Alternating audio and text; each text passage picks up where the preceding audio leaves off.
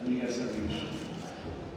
Jóvenes que nos acompañan el día de hoy, muchas gracias por el privilegio de dialogar con ustedes. Saludar también a las y los jóvenes que están en las salas adyacentes, Patio Musa y Cineforo. Gracias por estar con nosotros, por atender esta invitación. Quiero, para iniciar, pedirles que guardemos un minuto de silencio por las víctimas de lo que acaeció en Ciudad Juárez.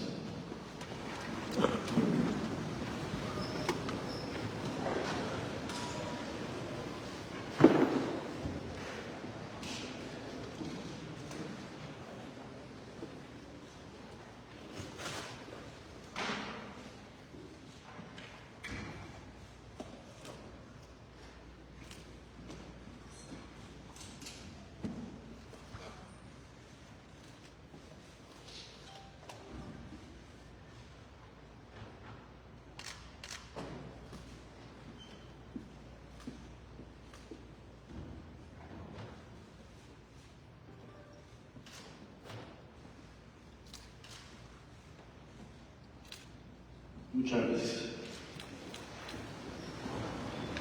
Agradezco la invitación de la Universidad de Guadalajara para comentar con ustedes las perspectivas del amante exterior de México y el libro que ya se escribió magistralmente antes de esta intervención. Pudimos haber trazado el evento de hoy, esta conversación, pero pensé que sería una desatención por toda la comunidad universitaria. Este libro trata la política exterior de México. Sintetizo algunos conceptos nada más, brevemente. El dilema primordial de la política exterior de México es qué hacemos con Estados Unidos. ¿Cómo nos relacionamos con Estados Unidos? Porque la tendencia que vamos a tener los próximos años, evidentemente, es una integración económica cada vez mayor. Entonces la pregunta es, el debate que tenemos en nuestra generación, y ustedes lo van a tener, jóvenes que nos acompañan ahora, es cómo lo vamos a manejar. Entonces habría como dos puntos de vista primordiales. Uno que hemos visto sostenidamente en el sentido de que México no tenga prácticamente política exterior, sino que tratemos de coincidir prácticamente en todo con la política exterior de Estados Unidos. Ejemplos de ello: la participación de México en el Grupo de Lima, la expulsión de embajadores, como Corea del Norte, el alejamiento de América Latina, la salida del movimiento de marinerios, etcétera, etcétera. Es una línea de pensamiento que desde luego no compartimos. La otra es la propuesta de que construyamos una autonomía y defendamos nuestra autonomía relativa a la vez que tenemos mayor integración económica. ¿Apoyados en qué? La importancia de México para Estados Unidos, no solo comercial, sino por cuanto al peso de la comunidad mexicana en Estados Unidos. Estamos hablando que el crecimiento demográfico de Estados Unidos es 0.3, va a ser 0.2, va a ser 0.1, y ese crecimiento es hispanoparlante. Y todo lo que necesitan para seguir creciendo económicamente es hispanoparlante. De 2010 a 2020, en términos poblacionales, la población hispanoparlante creció 7.8%. La población tradicional de los Estados Unidos decreció por primera vez en la historia. Bien, entonces la demografía favorece nuestras posibilidades de integración, de influencia, y también es un límite que va a servir a la autonomía relativa de México. La otra cosa que tenemos que hacer es reducir nuestras debilidades. ¿Cuáles son las debilidades principales? La distancia entre el gobierno y la sociedad. A mayor distancia, mayor debilidad. Entonces, el tema, cuando dice Andrés, es que la política exterior, en buena medida es política interior, a veces no se entiende lo que está diciendo, pero es que ahí está el punto. ¿Cuál es la distancia entre la representación política y el poder y la sociedad? La segunda gran debilidad de México, esencial, la desigualdad. Porque la desigualdad es el principal problema para la cohesión nacional. desigualdad, menor cohesión. Nosotros no podemos seguir siendo el país con una plataforma manufacturera la más importante de América Latina, principal socio de los Estados Unidos, y tener la pobreza extrema que tiene México. No es posible. Propongo como resultado y objetivo ampliar las clases medias del país. Para eso necesitas que los salarios suban. Para eso necesitas muchas cosas que yo quiero. Pero ese es el fin de la estrategia que se debe proponer y tiene que ver con nuestra fortaleza relativa hacia el exterior, pero también para satisfacer nuestros propios propósitos nacionales. Es un buen caso de estudio. ¿Cómo tenemos la tasa de inversión que tenemos? Del 43% de la población en pobreza, casi sin movimiento. Es algo extraordinario que sucede. Eso no tenemos por qué permitirlo. No debe seguir esa tendencia. La pandemia nos frenó muchas cosas ahora. Sí tuvo un impacto relevante. Pero los próximos 10 años, digo en el libro, vamos a tener viento a favor, por muchas razones. Y tenemos la oportunidad histórica de hacer este cambio. Quizás hace unos años no lo podríamos haber dicho, porque no teníamos cómo lograrlo. Era simplemente la voluntad. Pero hoy tienes la posibilidad de hacerlo. Describo por qué también. Le llamo estrés geopolítico. El estrés geopolítico trae como consecuencia una relocalización muy rápida de inversiones. Estamos hablando más o menos, para hacer un nivel, del 25% de todo lo que importamos de Asia en Norteamérica. Se va a relocalizar. Bueno, entonces tenemos esa oportunidad de decir, primero, debilidad distancia entre el gobierno y la sociedad. Segunda, debilidad la desigualdad crónica del país y no tenemos que seguir manteniendo. Lo podemos cambiar. ¿Qué otra? ¿Cuál es la tercera debilidad? La que tiene que ver con que tengamos una idea de que nuestro país no puede alcanzar ciertos objetivos. O dicho de otro modo, la contemporización con una cierta mediocridad. ¿A qué me refiero? Es que así es México. Les voy a poner un ejemplo.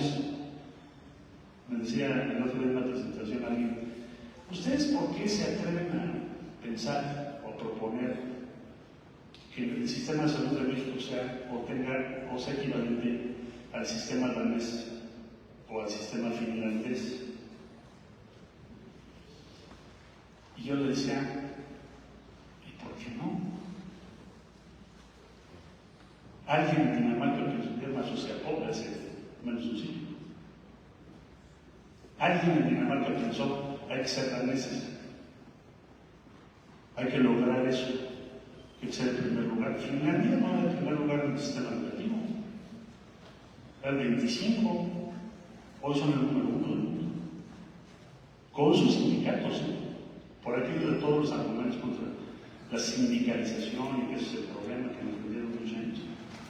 Finlandia, el sindicato de la educación, es el que encabeza el primer sistema del mundo. Entonces, son las tres. Esas están en nuestras manos. Eso es lo que podemos hacer. Bueno, ahí lo plantearon. No crean que es un tratado sobre eso. Es una reflexión esencial de experiencia. Están pocas páginas. Es el propósito de todo lo que podemos hacer. ¿Qué tenemos a favor? Muchísimas cosas para lograr estos objetivos. Ya dije, viento a favor. Vamos a llegar casi a 10 años de escolaridad promedio. Tendríamos que tener 12 o 14, si se puede alcanzar en una década. No tenemos un problema de demografía. Nuestro promedio de edad son 29 años. Pero en 20 años va a ser distinto. Entonces tenemos un imperativo de tiempo disponible para lograr todo esto. No podemos fallar. Ahora, para llegar a eso, que es un solo capitulito, les cuento aquí Y escribí el libro pensando en mi hijo que tiene 9 años. Porque un día te preguntas, bueno, vamos a suponer que mañana no estés. Vamos a suponer. Tengo 63 años. ¿Qué va a quedar de todo lo que existe? Si no escribes quién eres, ¿qué piensas? ¿Por qué luchaste? Pues no va a quedar nada. Es un soplo. No es porque yo quiera o me sienta muy importante en cuanto a lo que pueda yo aportar, y estoy pensando cómo voy a ir pronto. Pero es lo que reflexionamos, tenemos que hacer algo. Tengo que hacer un libro para hablar de la gente que quiero. Y después, en el transcurso de escribir el libro, porque bueno, ya se imaginarán con estas... Yo les decía que si yo hubiera estudiado medicina, viviría en urgencias, no tendría consultorio, porque siempre ha sido urgencias. En ese inter, pues vas escribiendo capítulos o los vas grabando de tus recuerdos, y entonces llegas a un punto en el que dices, bueno, esto lo estoy escribiendo para los que más quiero, pero yo tengo que hablar a las personas con las que me quiero comunicar. Y no me voy a comunicar con una campaña de propaganda. Alguien me dijo, uy, eso lo he oído mucho en México, desde que era yo niño. Uy, ¿cómo crees que van a leer un libro si en México no se lee? Hubo alguien que me dijo, ¿para qué haces eso? Mejor hacer una campaña en redes, que también es importante. Pero ¿cuál es el punto? ¿Por qué no tenemos la permisión de hacer eso? Porque el diálogo no era con la sociedad, era con el poder. O sea, tu problema no era convencer a las personas, o cuando menos compartirles qué eres, qué piensas, cuáles son tus aciertos, tus fracasos, qué te ha dolido más en tu vida pública, las adversidades, las causas. Todo eso que te determina quién eres. Ojo, somos personalidades públicas. Nuestros hechos salen por nosotros. Somos evaluables. Yo no les puedo venir a hablar de algo si en mi trayectoria no lo he defendido, no lo he sostenido o no lo he hecho. Si no hubiéramos apoyado la interrupción legal del embarazo, pues ¿cómo te vengo a hablar de eso? Si fui jefe de gobierno. Y cuando se planteó fue un gran debate en el interior del partido. Porque decían que bárbaros, vamos a perder las elecciones. Tú lo sabes. Entonces, decíamos, perdón, a ver, déjame ver si entendimos. Nosotros propusimos un programa que es lo que nos define políticamente, y me estás diciendo que no lo apliquemos porque a lo mejor perdemos, pues perdamos. Eso es lo que ofrecimos. Ya fue votado. No vamos a hacer ahora otra revisión de nuestro programa y decir, no, porque se vaya a enojar. Pensé otra palabra que no es propia. Se vaya a enojar a un sector. Entonces, esta les comparto, empecé haciendo la reflexión sobre mis hijas, mi hijo o mis hijos, mis gentes más cercanas, y después pensé, tengo que compartírselos a todas las personas.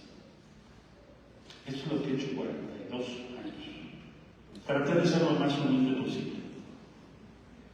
Nunca he sido soberbio. La soberbia es el enemigo número 1 de quienes están perdiendo la pública. Para quienes lo van a emprender, de las y los jóvenes que me están escuchando, sería mi consejo número 1. Cuidado con la soberbia. Principal enemigo. Entonces no van a encontrar soberbia. Procuré quitar todo lo que pudiera ser de soberbia. Tampoco eludí situaciones difíciles de persecución. Sufrimos en el sexenio anterior, o lo que pasó en el News Line, o qué pienso de la Liga 12, todo esto. No hay temas que no aborden, que no se vayan. Hay que ser. Eso soy yo.